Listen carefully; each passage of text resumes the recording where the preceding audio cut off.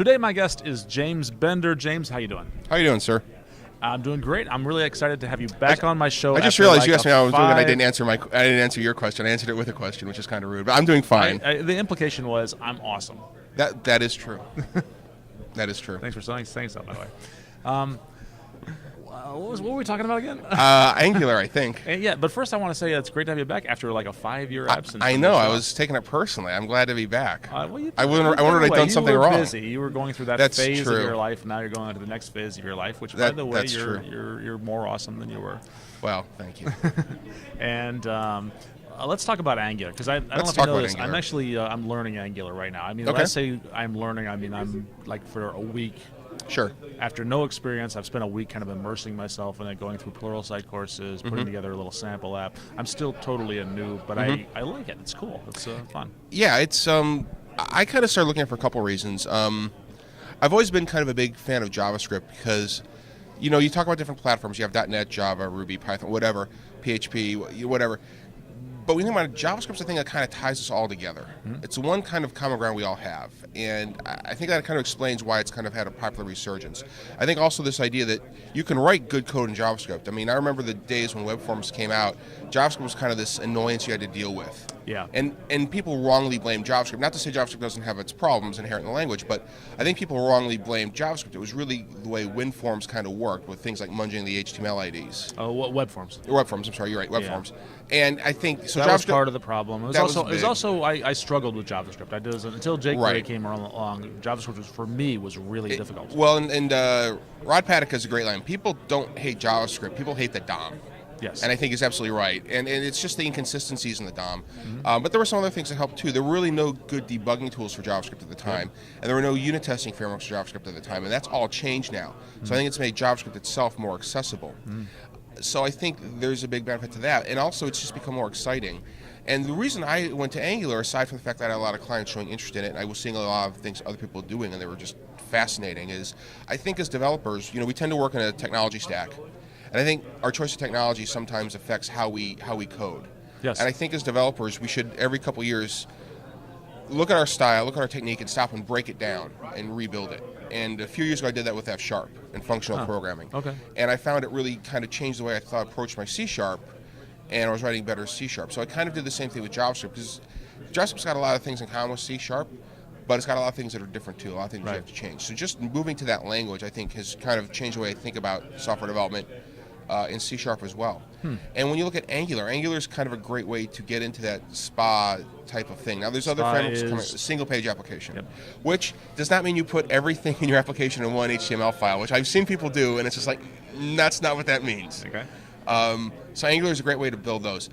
The other, and there's other frameworks coming out too now. There's React and Knockout is still around, and we can debate which one's better or worse. It's kind of like, I like Coke, you like Pepsi, whatever. Yeah. And when you say there's other frameworks, there's a lot of, every 20 minutes or so, somebody just picks that down out of the dictionary and adds .js on the end. Well, there's a joke in the office. You have assigned X days since last JavaScript framework. And there's just an explosion. Actually, while we've been talking, 2 new frameworks have come out, so go check those out. And they all have their benefits, and they all have their problems. And honestly, it's a good thing that all these frameworks come out, because it kind of pushes the envelope. But as someone who's trying to sell this to clients, it's a problem too, because we tend to come off as flaky, where we have a new shiny object every 6 weeks. So it's trying to get through that.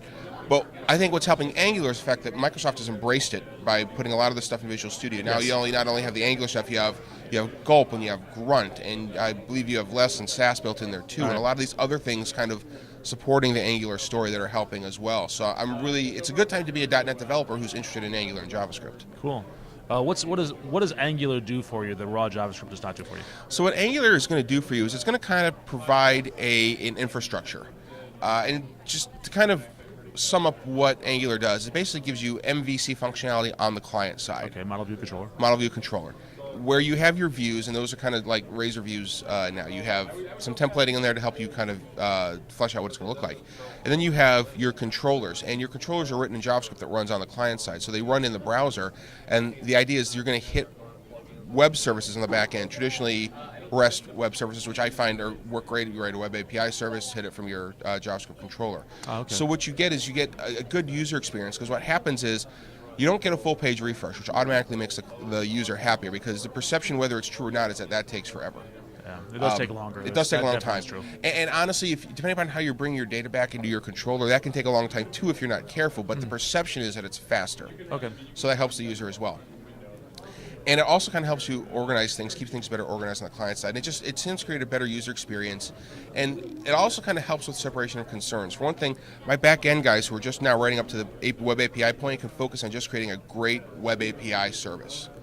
And my guys who are working on the front end can focus on just creating a great front end user experience. I see. And there's a couple benefits that go along with that as well. You have Angular is great on mobile. It works well on mobile phones or mobile devices. Yeah. And even better now because Ionic is built on top of Angular, right. which is Oh, specific absolutely. to mobile. And it's great for that. And when I have my back end is just a web API that's exposed, I can hang any front end on that I want. If I decide I want an iPhone app, I can build that. If I decide I want to tie it into a service bus, I can do that. If I want a traditional WPF application, I can build that too. And it's the same backplane for everything. And so it really opens things up great.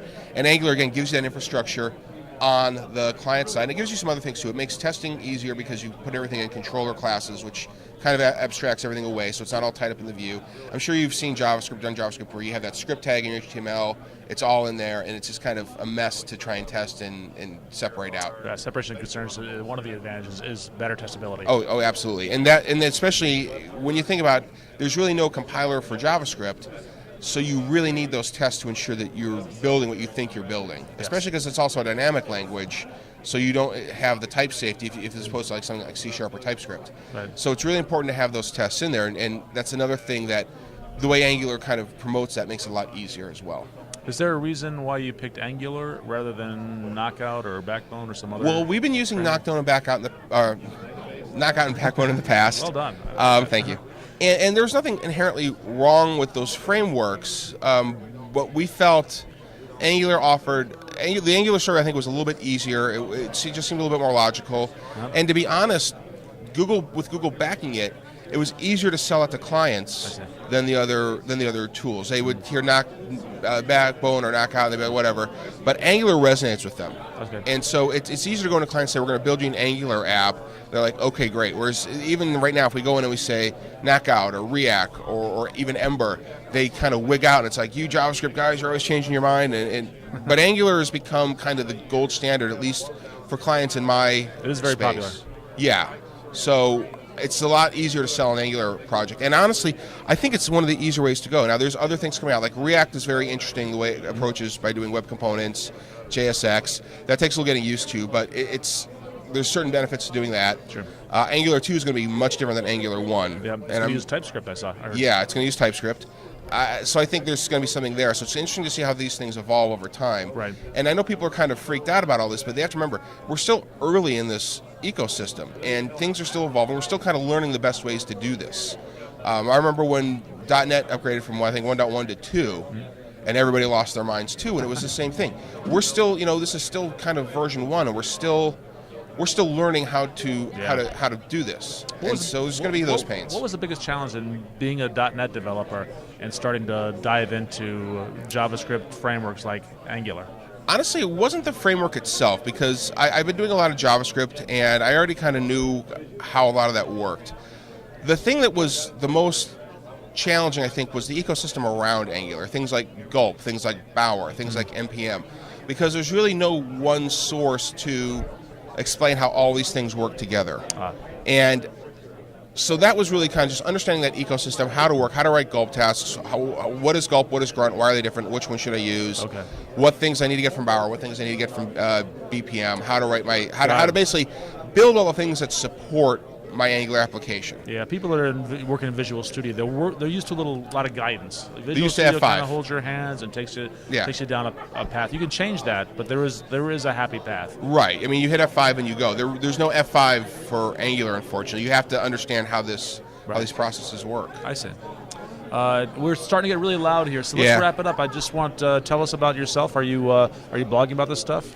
I had a kind of a hiatus from blogging. I've started picking it back up. It's very sporadic, just kind of whenever I have something I feel like talking about, I'm talking about it. You have an online presence, though, somewhere, right? I do. I'm on Twitter a lot. I've kind of abandoned Facebook.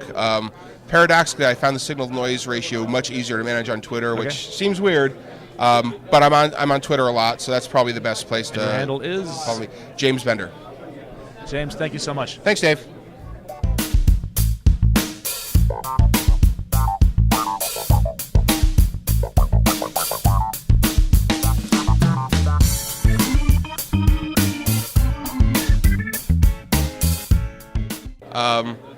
This is a show about technology and friends.